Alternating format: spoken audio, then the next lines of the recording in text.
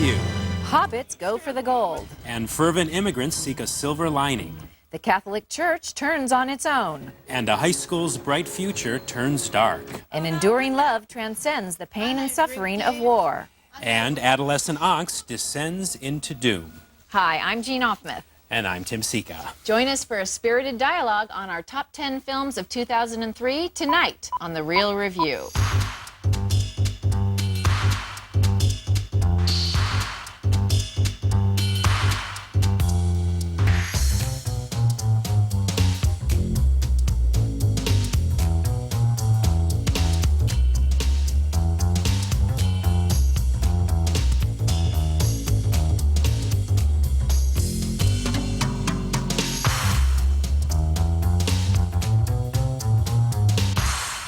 My number 5 film is Gus Van Sant's Elephant. The style of this movie just, let me just say at the get-go here, just blew me away. A movie that deals with this kind of violence and the reasons behind this kind of violence, high school violence. It's a fictional. It was inspired by the events of Columbine. Right. Done in this way, beautifully crafted, almost meditative, minimal amount of actual graphics. This was probably, next to my number 1 movie, was probably the most intensely visceral experience of any emotionally devastating experience I had at any movie this year, and that's why it's in my number 5. It also won the Cannes Film Festival the Palme d'Or, Palme d'Or, director too. He's done 2 great movies this year. The other one being Jerry, which is in my number 6 through 10. Very, very unique style. The way, of course, you know the horror that's coming with Elephant, but the way you get there is so meditative and poignant and frightening. It's frightening because it's a day in the life of high school, an ordinary day in the life of high school. Very little dialogue, great music. And the whole contrast between the stylization and the fact that all these kids seemed so real. I was saying to you earlier, or last night or something, that the kids were all kids, the types of kids that I knew in high school. So that gave it a kind of realistic, credible believability, and it had that great contrast where it was stylish and hypnotic and entrancing, and then by the time it ends, I was just wiped out. So yeah, so that's it's on your list, that's and it's on my list. It's a worthy choice. Thank you very much. You're welcome. My number 5 film of 2003 is 13, directed by Catherine Hardwicke. First-time director. Screenwriter, co-screenwriter is one of the actresses in the film. Well, I know, but this film blew me away. Me too. That final, I don't want to call it a hug, the clinch with the mother and daughter, Holly Hunter and Evan Rachel Wood, at the end of the movie is one of the most powerful moments of the year for me. I mean, I just wept, and, well, we talked about this before. I went into the bathroom and cried when this movie was over. An amazing portrayal of teen angst and very hard movie, difficult. The character writing was exquisite. It was based on the real life experiences of one of the actresses in it. The girl that played, help me here. Well, Nikki Reed. She played, I can't remember her character's brilliant name. Brilliant performance by Holly Hunter. I don't know why more Oscar-worthy. people aren't talking about Holly Hunter this year for her performance in that film.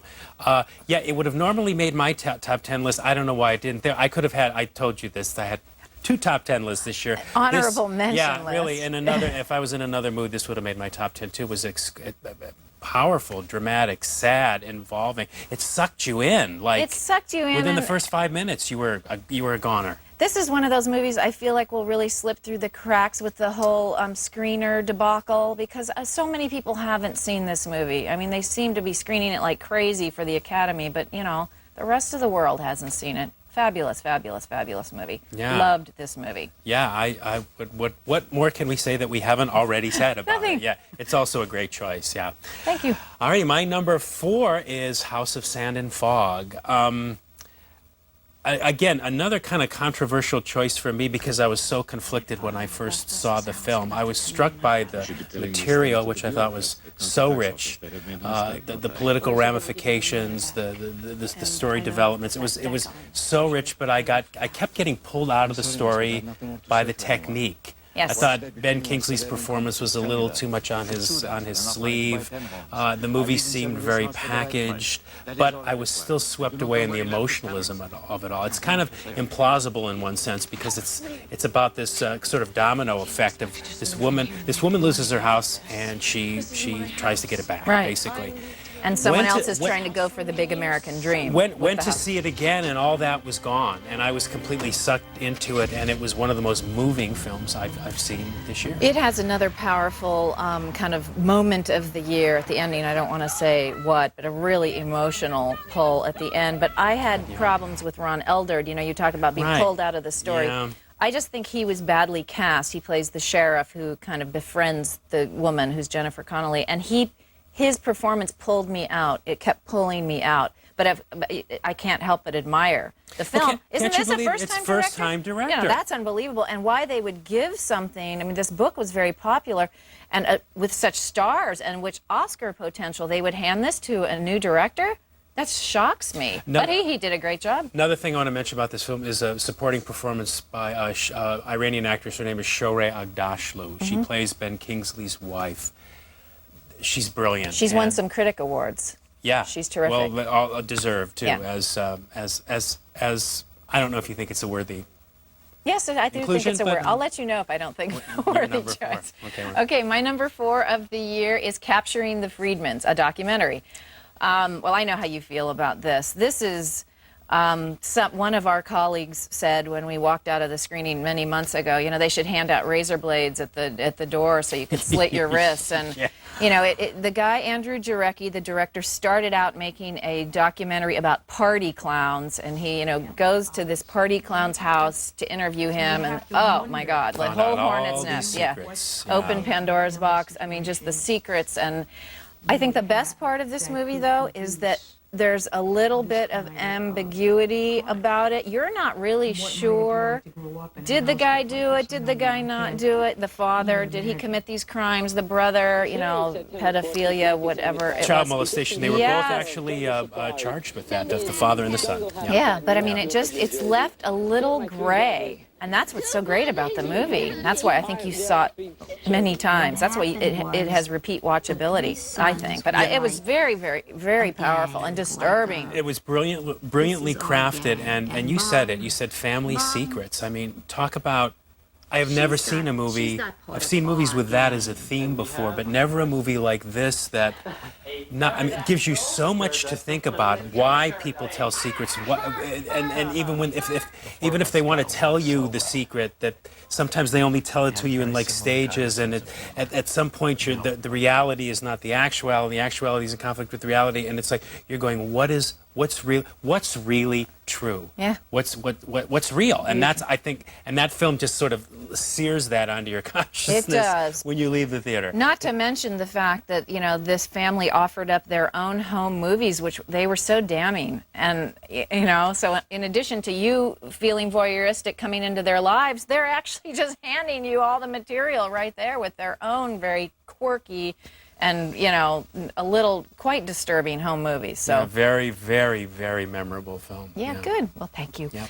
All right, we'll be back with films number 3 and 2 after this. Stay with us.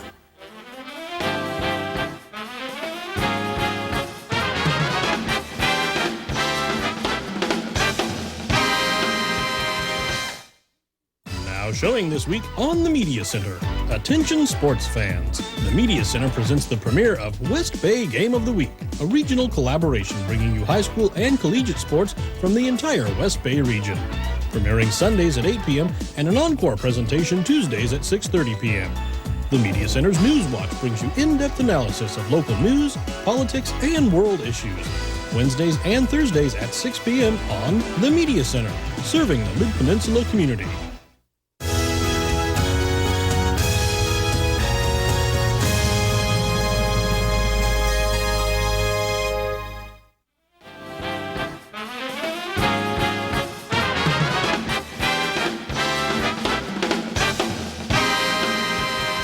My number 3 film is Cold Mountain. I don't know if you Well, yeah, yes, I think I'm reacting completely on how I felt after the film. That's how you're supposed to react. It wiped me out emotionally. I was with you. I loved how the story captured the whole dichotomy of sex. How in some ways it's so sublime and it's like it makes you do things you didn't think you were going to do, and in other respects it's kind of meaningless because these two people, they didn't know each other, yet they were drawn to each other. I think they had one conversation. They were separated for 4 years. All of that set amidst the epic backdrop of war, and in this case, the Civil War, which focused on the Confederacy's prosecution of deserters and people that harbored deserters, which I really didn't know that much about at the end of the war when they were getting desperate. All that combined to making a really powerful film for me. But by the time it was over, I wanted to go on a mountain and just sort of be by myself, you know. Instead, everybody you went out around to dinner me was with saying, me. "Oh, that sucks."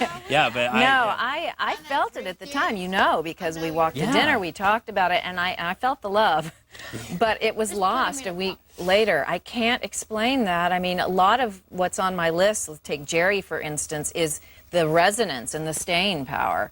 You know, a movie like maybe at the time I really liked Jerry, but I just never forgot Jerry. I forgot Cold Mountain a week later. I admire everything about it, except for the fact that Nicole Kidman looks gorgeous when she's starving to death. But it just didn't stick with me. But yes, admirable in all ways. There's something very just kind of about it. Well, then I made an admirable third choice slot here. So, they're your choices, Tim, so they're all admirable.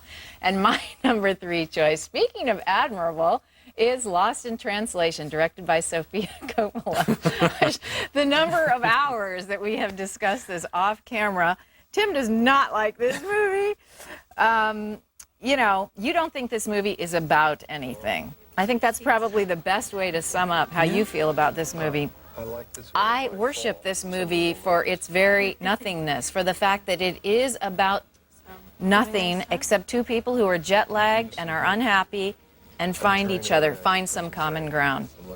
It just, you know how I feel about it. It worked for me. I should just not even respond to a single thing. Go ahead. No, go ahead. Yeah, I know. People love this movie. Yeah. And it just went right by me. I mean, I had... Twice it's gone by you. Yeah, and I have all kinds of reasons that I dislike it, which you've heard ad nauseum and stuff like that. But yeah, it didn't work for me at all, and I didn't think there was much of a script. And but a lot of the elements that you liked, I liked too. Bill Murray, brilliant performance. Amazing. He's so underused. He's a great comic actor.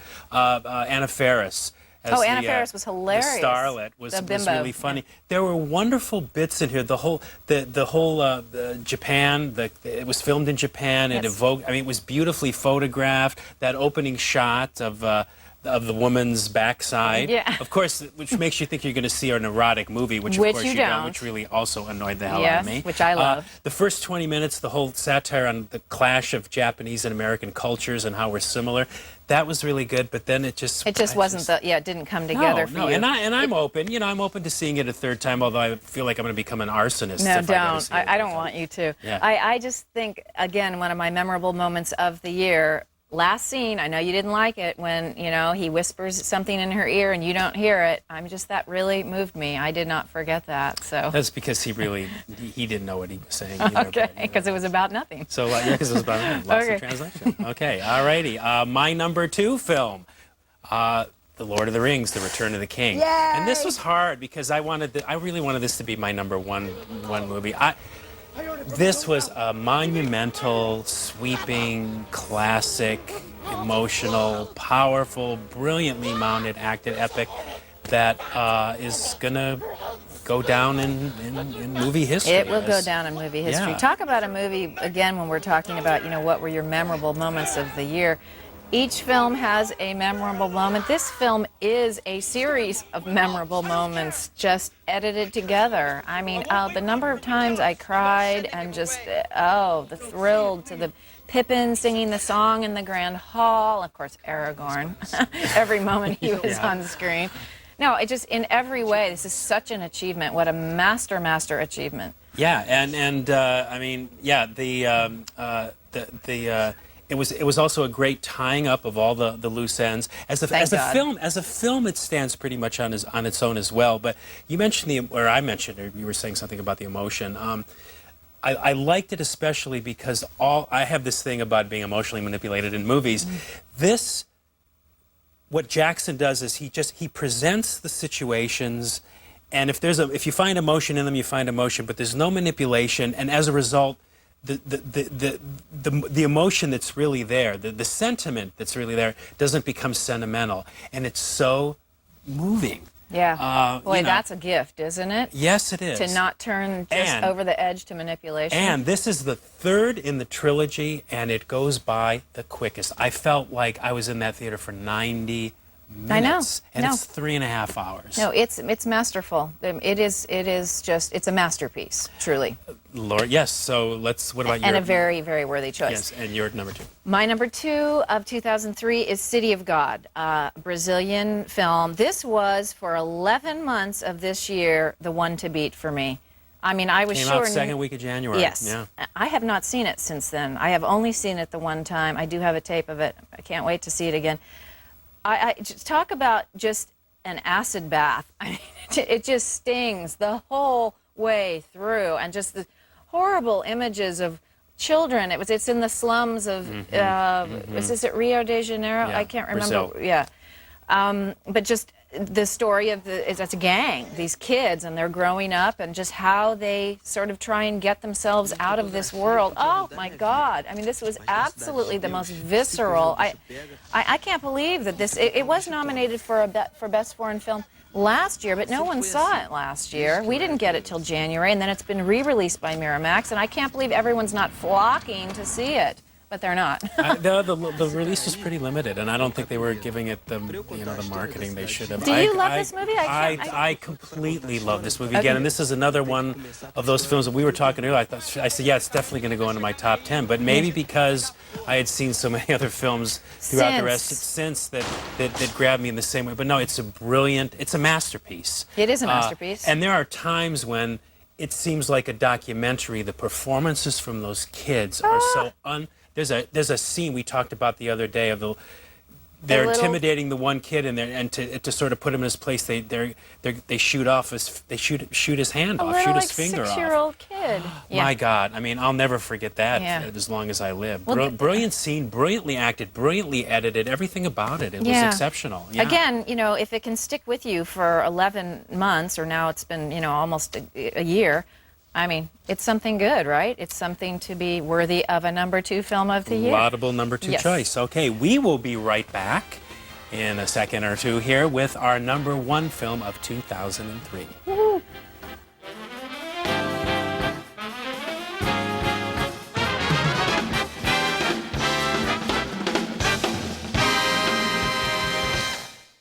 Now showing this week on the Media Center. Attention sports fans. The Media Center presents the premiere of West Bay Game of the Week, a regional collaboration bringing you high school and collegiate sports from the entire West Bay region. Premiering Sundays at 8 p.m. and an encore presentation Tuesdays at 6:30 p.m. The Media Center's News Watch brings you in-depth analysis of local news, politics, and world issues. Wednesdays and Thursdays at 6 p.m. on The Media Center, serving the Mid-Peninsula community.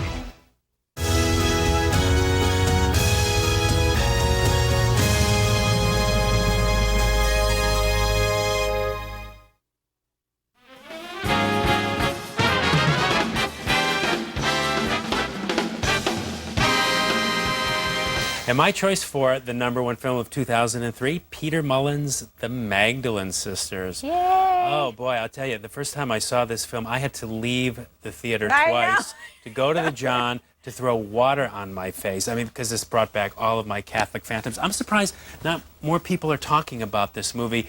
For drama, this was the best film I've seen in the last 10 years. Unbeatable for human drama. As history, I think it's essential, required viewing for anybody interested in yet another one of the Catholic religion. Let's say religions in general.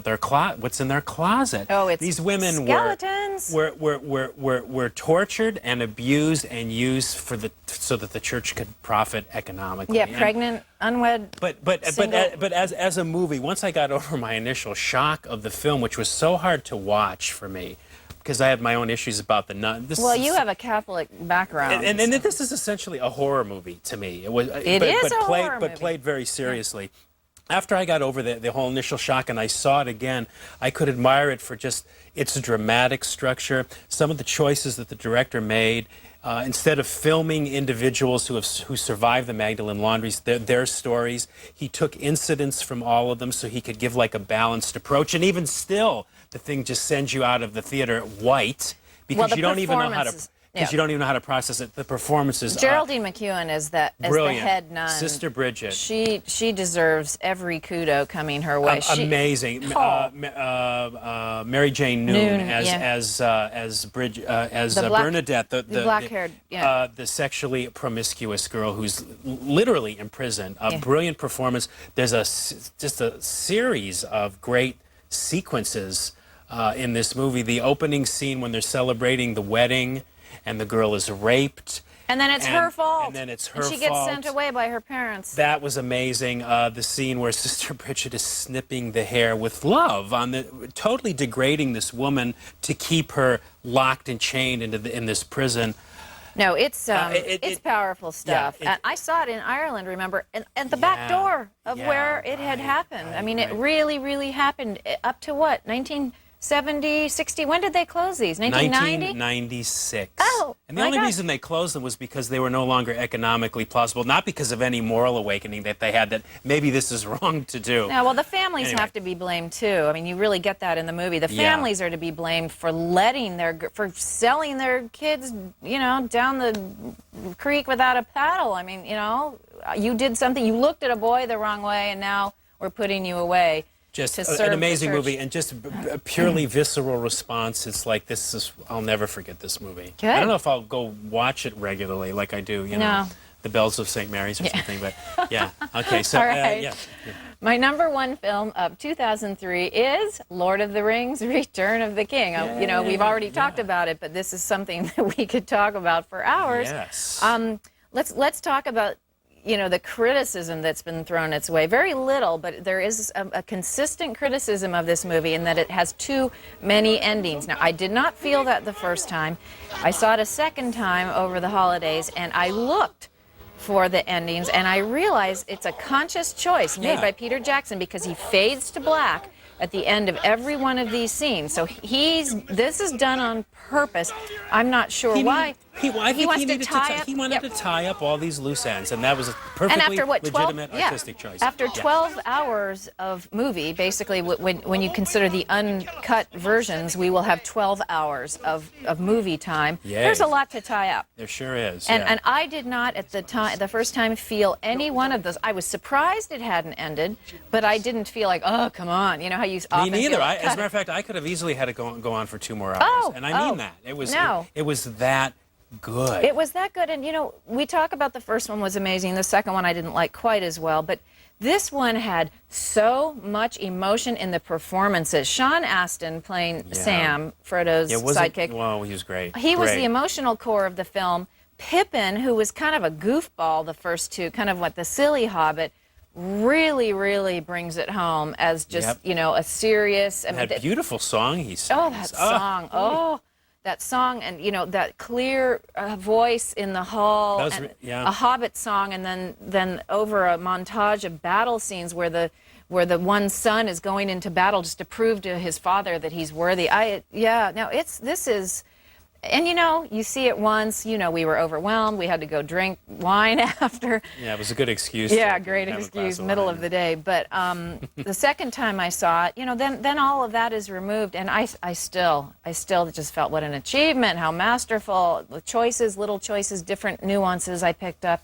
It's an amazing, amazing movie. I would be surprised if Peter Jackson didn't win Best Director this year from the Academy. But I don't know if the movie can win. I'd never put it past the Academy. Yeah, you never know. I would love to see the film win. It deserves it. It really deserves it. And it deserves, yeah. I said on this program that the first Lord of the Rings was going to win Best Picture, hands down. Then something called The Beautiful Mind came along. So I think this year it might be show. A Cold Mountain may come along. Oh, God. Anyway. All right. Well, that wraps it up for our first show of 2004. Tim? Yes. I'm Tim Seega. And I'm Jeanne Aufmuth. See you next time. Bye-bye. Next year. No, this year. Later. Bye.